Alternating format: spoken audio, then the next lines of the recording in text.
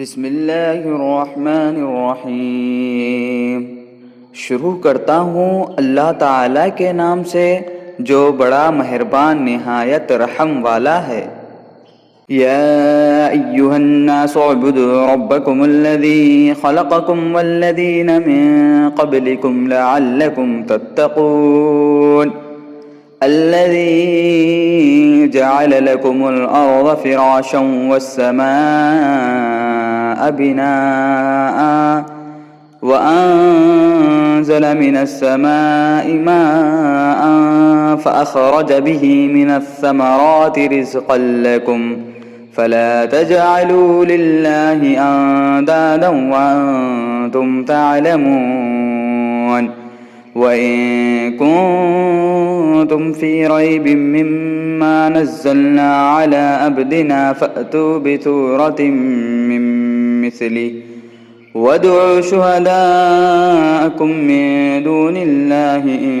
كُنتُمْ صَادِقِينَ فَإِن لَّمْ تَفْعَلُوا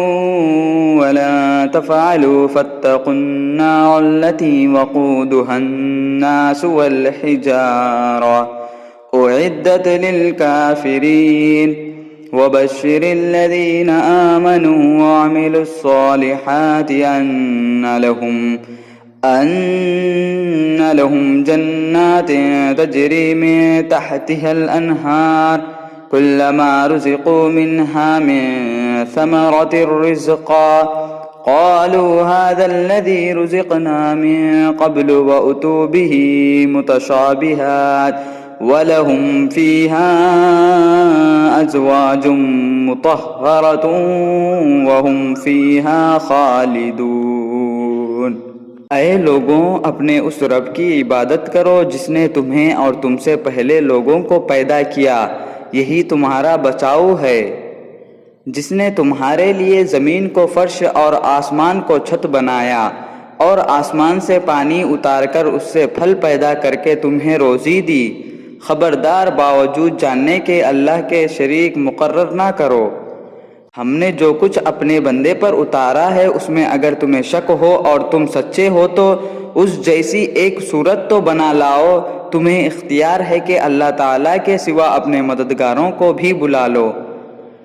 بس اگر تم نے نہ کیا اور تم ہرگز نہیں کر سکتے تو اس سچا مان کر اس آگ سے بچو جس کا ایندھن انسان اور پتھر ہے جو کافروں کے لیے تیار کی گئی ہے۔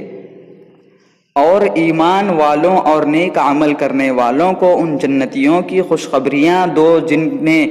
جن کے نیچے نہریں بہہ رہی ہے۔ جب کبھی وہ پھلوں کا رزق دیے جائیں گے اور ہم شکل لائے جائیں گے تو کہیں گے یہ وہی ہے جو ہم سے اس سے پہلے دیے گئے تھے، اور ان کے لیے بیویاں ہیں صاف ستھری اور ان جنتیوں میں ہمیشہ رہنے والے ہیں۔ ان اللہ لا یستحیی ان یضرب مثلا ما بعوضة فما فوقه فأما الذین آمنوا فيعلمون انه الحق من ربهم وَأَمَّا الَّذِينَ كَفَرُوا فَيَقُولُونَ مَاذَا أَرَادَ اللَّهُ بِهَذَا مَثَلًا يُضِلُّ بِهِ كَثِيرًا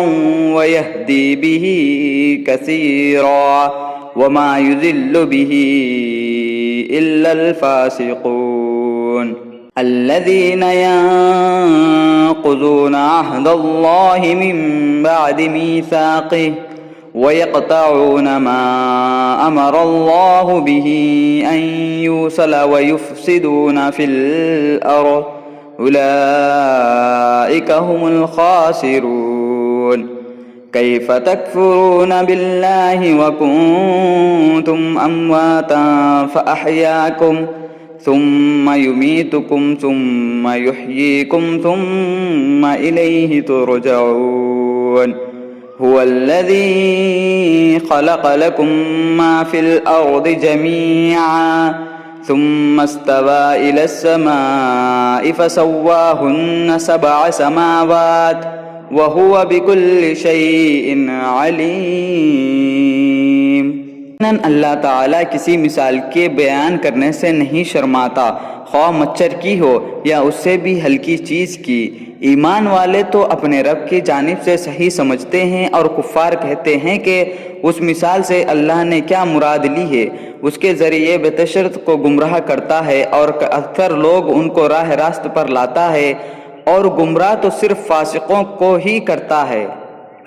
جو لوگ اللہ تعالیٰ کے مضبوط عہد کو توڑ دیتے ہیں اور اللہ تعالیٰ نے جن چیزوں کو جوڑنے کا حکم دیا ہے انہیں کاٹتے ہیں اور زمین میں فساد پھیلاتے ہیں، یہی لوگ نقصان اٹھانے والے ہیں۔ تم اللہ کے ساتھ کیسے کفر کرتے ہو، حالانکہ تم مردہ تھے، اس نے تمہیں زندہ کیا، پھر تمہیں مار ڈالے گا، پھر وہ زندہ کرے گا، پھر اس کی طرف لوٹ جاؤ گے۔ وہ اللہ جس نے تمہارے لیے زمین کی تمام چیزوں کو پیدا کیا، پھر آسمان کی طرف قصد کیا اور ان کو ٹھیک ٹھاک 7 آسمان بنایا،